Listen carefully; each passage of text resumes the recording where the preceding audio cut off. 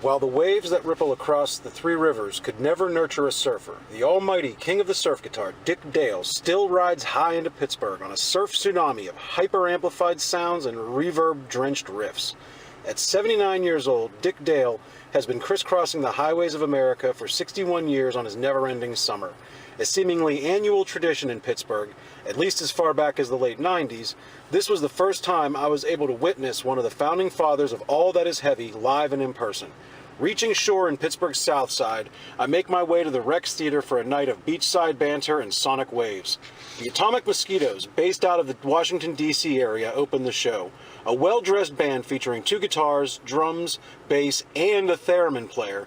These radioactive insects take the sounds of the surfing 60s and crank the intensity up a few notches. Never overstaying its welcome, the theremin accompanies and accentuates this instrumental quintet as they explore the surf and lounge scene with a thoroughly modern attack. 14 songs in just over 35 minutes, the Atomic Mosquitoes tear through their set with punk-like aplomb.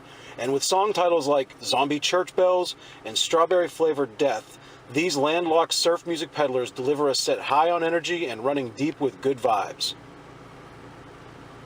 Preceded by a loving and laudatory introduction by his wife Lana, Dick Dale ascends the stairs leading to the stage. Playing what sounds like Hava Nagila as he enters, a glitch with the wireless system on his guitar cuts the intro song short and necessitates a switch to a physical guitar cable.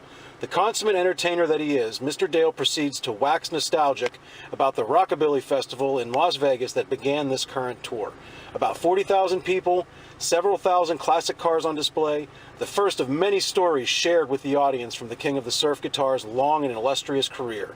Once the technical issues are satisfactorily resolved, Dick Dale and his backing band proceed to tear through a series of classic songs, including Nitro, Riders in the Sky, The Slow-Burning Caterpillar Crawl, and Taco Wagon.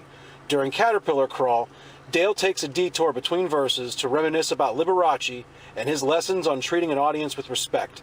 Slowing the pace a bit, the next two songs, Esperanza and Belo Horizonte, showcase the romantic side of surf music.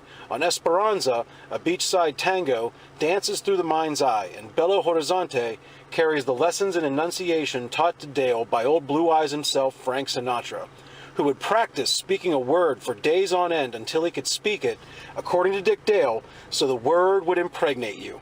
From old Blue Eyes, who sought unsuccessfully to manage a young Dick Dale, to Mr. Showmanship himself, Liberace, to the Man in Black, Johnny Cash, Dick Dale's career has seen him outlast all of his peers and contemporaries.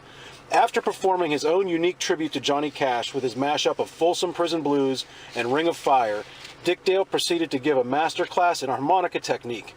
With a dexterous harmonica jam in the rear view, Let's Go Trippin' is next on the agenda. Nearly the rest of the set is filled with cover songs. Covers of Fever, originally by Little Willie John, but made famous by Peggy Lee, and Cherry Pie by Skip and Flip find their way into Dick Dale's impromptu setlist. By all accounts, each night's setlist is decided on the fly as per Dick's whims and wishes. After the crowd sing along on Fever and Cherry Pie, the band launches into a surf-styled cover of Deep Purple's Smoke on the Water, a highlight of the show for me. Jamming this classic through a cover of the theme song from Peter Gunn and working its way back to Smoke on the Water to end the jam, a rousing cover of Hey Bo Diddley follows, and then a little vocal taste of Comin' Home Baby, popularized by the Velvet Fog himself, Mel Torme.